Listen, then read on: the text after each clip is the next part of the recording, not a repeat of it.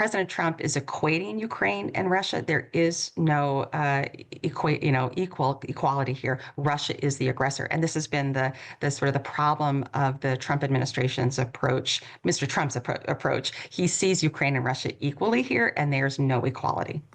Well, very happy Good Friday to you, if that's not too an unusual thing to say. Thank you for your company here on Times Radio this afternoon. Plenty to come on the programme, but let's dive in with our top story today. The US Secretary of State, Marco Rubio, has said that the United States will walk away from brokering peace between Russia and Ukraine within days unless there is a clear path to a truce. Now, the threat has come just hours after the Ukrainian economy minister and the US Treasury Secretary signed a memorandum of intent to complete a deal over Ukraine's rare earth minerals and establish an investment fund to reconstruct the country. Now, this is expected to be finalised by the 26th of April, which is in about 8 days' time, but no details have been revealed. Previous leaks suggest that the Americans could also take control of assets, including Ukrainian energy, such as oil and gas.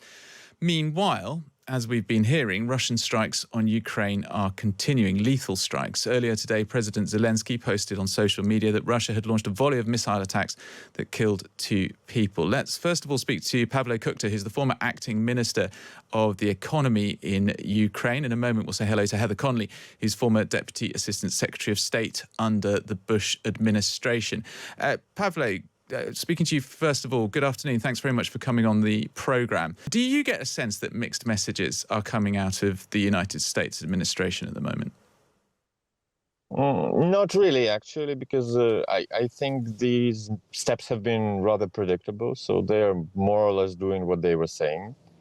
There is a risk of the U.S. walking away from the situation. And I think it's in the best interest of Europe and Ukraine to kind of understand how to mitigate that risk. Well, when you say one way or the other. When you say walking away from the situation, what do you mean? What do you read into what Marco Rubio has said, that unless there is some kind of clear path to a truce, the US will move on and lose interest? What does that look like? Look, I think the current administration has been pretty straightforward that it wants to reduce the security exposure of the U.S. to the problems around the world. Okay, there is nothing new about that. We've known that since the election campaign, since they came to power. It's clear that they need a solution in Ukraine on the war. They want peace, and if they can't get it, there is a risk of them losing interest in the situation, right? How exactly that will play out, I wouldn't want to forecast right now. It can play out in different ways. But certainly there is a risk of losing U.S. support in a major way here. And yeah. Do you think the Americans are beginning to realize that Russia is not going to play ball, no matter how pally President Trump and President Putin might be?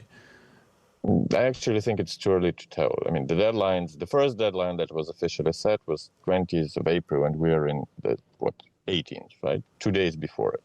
So let's wait for 2 days and see what happens when the first deadline gets hit. And then it will be clearer. It's too early to tell. Okay, and what's your take on this memorandum of intent that was signed remotely between the US Treasury Secretary and the Ukrainian economy minister looking for a deal on Ukraine's rare earth minerals?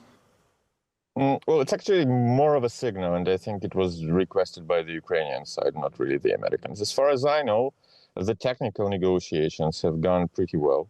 So actually, they do have some kind of draft which is much more workable than the previous one.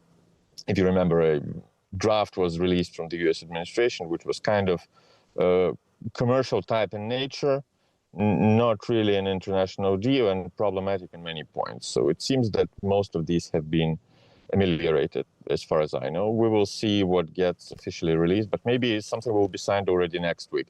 I mean, something substantial, because what has been signed yesterday is just a declaration that, okay, we're moving on to signing a substantial document. Yeah. That's essentially it's what a sort of a good vibes thing. Okay, well, stick with us, Pavlo, because I'd like to get your reaction to what Heather Conley has to say, and I will welcome onto the programme Heather Conley, former Deputy Assistant Secretary of State under the Bush administration. Hi there, Heather. Hi there. You've been hearing a lot of caution from Pavlo there, but potentially cautious optimism. Can we go back to the Marco Rubio comment that if there is no truce, the US will move on? What do you interpret that to mean? So, I mean, I think it's just been highly unpredictable with this administration. We had from President Trump saying he could solve this in 24 hours to 100 days, to now Secretary Rubio saying, hey, if this doesn't work out, we have other things to do. We will move on. I think this But is does that mean acknowledgement. leave Ukraine to its own devices when we move on, or just stay where we are? I wish we knew. We have no idea. I mean, I think this means putting pressure on both parties because the president said, look, I want to get this thing solved. This is easy to do. But of course, it's not easy to do. The Russians have been very consistent, and this has to be basically reordering Euro-Atlantic security. That's their decision to root causes. And Ukraine needs its survival as a sovereign country. That's why there is such a gap. I think the good news here is, Nick, that Secretary Rubio has now engaged with Europe, which was completely missing. But we still have this U.S.-Russia bilateral channel that Mr. Witkoff is doing. And I think that's the most problematic and dangerous because we simply have no idea what is being discussed. And of course, Europe is not, or Ukraine is not at that table. Well, that was the mantra that came from the European leaders, that no decisions about Ukraine without Ukraine. And yet you have this dialogue that's going on between the Russians and the Americans. What do you see as being potentially problematic? Could they make any decision without the Ukrainians' knowledge or agreement that is going to desperately alter what is happening on the ground? They could make agreements, but they would be in no way permanent or anything that could stick. Meaning that right now, the U.S.-Russia track is primarily reestablishing diplomatic contacts. We've basically neutered each other's embassy representation.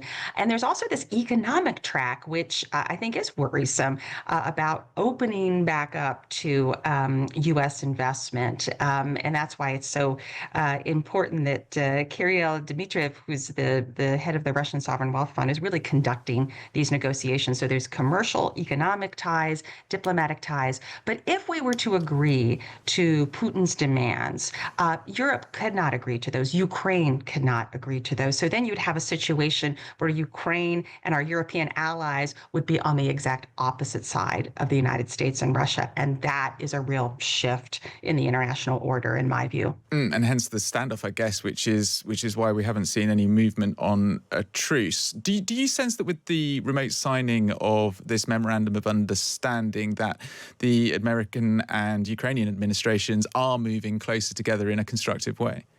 So I think this has always been important. This whole minerals agreement has been important for Ukraine to keep the Americans on side, keep them physically invested in Ukraine, and with the hope that with that physical economic investment would come sort of a backdoor security investment. But again, how President Trump views this deal, I call it like for back taxes. It's for the payment from the last 3 years of providing military support. And that's not at all what it should be. It's a future investment and a future, strengthening of American engagement in Ukraine. So again, I think this is important. The memorandum of intent keeps everything moving in the right direction. But until Ukraine gets clarity about what the U.S. is going to give as far as more military assistance, there's no supplemental moving in Congress right now. It's unclear to me what the Americans would put forward while they're talking about reducing American forces in Europe, particularly along the eastern flank.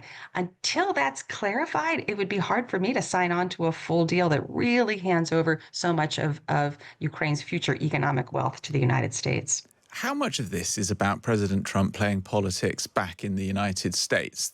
I don't want to overestimate or underestimate his intelligence or his strategic genius, but is there an argument to be said, okay, he's going to get what he thinks will sell well to the American public, particularly his base, particularly the right-leaning people who didn't think we should, or America should be involved in Ukraine in the first place, come back to them, present some kind of deal some way down the line, which will allow America to get behind Ukraine because there isn't any traction to be had out of dealing with Russia?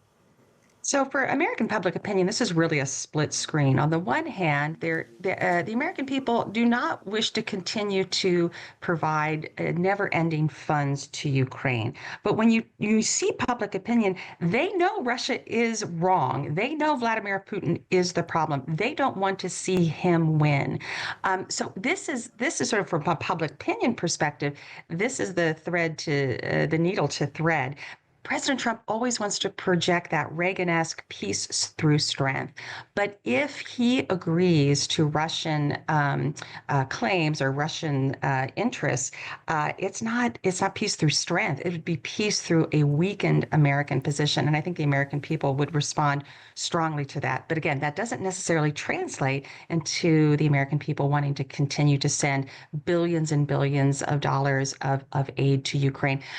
They want the war to stop as much as the Ukrainian people want the war to stop. I mean, I know you can't predict the future, certainly not with this administration, but if you had your hands on the levers of power once more, what would you like to see? What should be happening going forward?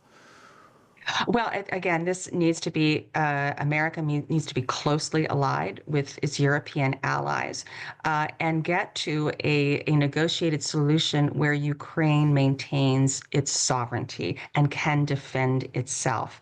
That is the position which strengthens transatlantic security. Unfortunately, we're taking the position where we're trying to get both sides to force them into an agreement.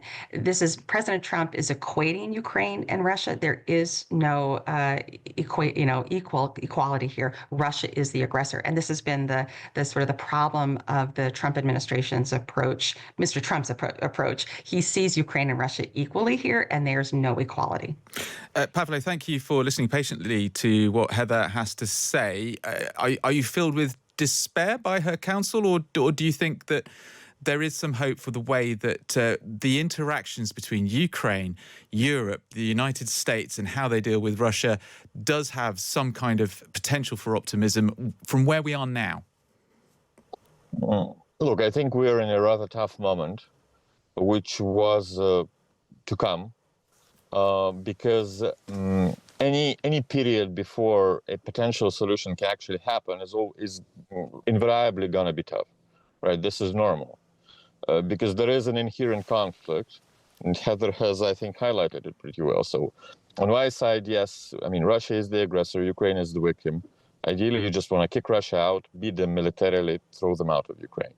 It doesn't seem to be in the work. It doesn't seem like the Western taxpayer is willing to spend enough resources on that. Perhaps there are no such resources at all, right? Then you're going to get some kind of second best solution, and then you're going to get some nasty trade-offs, and this is what we're getting at. So I think overall, the current administration has been right in its approach. They are right to try to get a negotiated settlement to the conflict. This is not an easy task. No one ever should have believed that, I think. Are you therefore resigned to losing Ukrainian territory as a result of the Russian invasion? Look, I think at this point we do not control all of our territory, factually speaking. I do not believe Ukraine will recognize legally the loss of these territories to Russia. If we are going to have a ceasefire, and it's going to be meaningful and it's going to work, these territories for now will remain under their control. That's just the reality of the ground. It's not something I wish for. I would wish for us to throw them out tomorrow. But obviously this is not happening. So if simply a ceasefire is reached, which kind of is based on what we have right now on the ground, these territories are going to remain under their control for some time. And I think at this point, we just have to be realistic, right? Not live in some fantasy world. Heather, I mean, this is playing into Putin's hands, isn't it? This situation that we've got at the moment where there is no deal, where he can keep sending missiles over the border, keep his boots on the ground in occupied territory, and do what he can to work the seams and the gaps between the positions of the Ukrainians, Europe, Britain, and America. Yeah, absolutely. This is what was always maddening about the Western mantra of for as long as it takes. While that message was obviously solidarity with Ukraine, that approach was absolutely playing into the Kremlin's view that they have all the time and the patience and the sacrifice that this requires. They're ready for the long game. And of course, Western democracies have a different dynamic, and they weren't quite prepared for what this would take. And I think also, quite frankly, this is what President Zelensky has always been very clear, and I think we just didn't hear him appropriately. This war was international system altering, and we continue to not understand that. We continue to see this as a contained conflict to Ukraine. This now has the adversarial alignment of China, Iran, and North Korea. Chinese forces, whether they're mercenaries or not, are engaged. This is a global context. So while Secretary Rubio said, we're walking away, well, you may not be interested in war, but war is interested in you, and our adversaries are very interested in making sure this works in their advantage because they want to make sure the U.S. is weakened and its allies are weakened. So I don't think we understand the magnitude of this. And if we did, we would have a different approach, I think, to resolving the conflict. Certainly for those of us on these shores, I think this is one of the biggest stories of our lifetime, certainly one of the biggest around today. And I do appreciate your time. That's Heather Conley, former Deputy Assistant Secretary of State under the President Bush administration. And before that, you heard from Pavlo Kutka, who's the former acting Minister of the Economy in Ukraine. The time now is 1:20.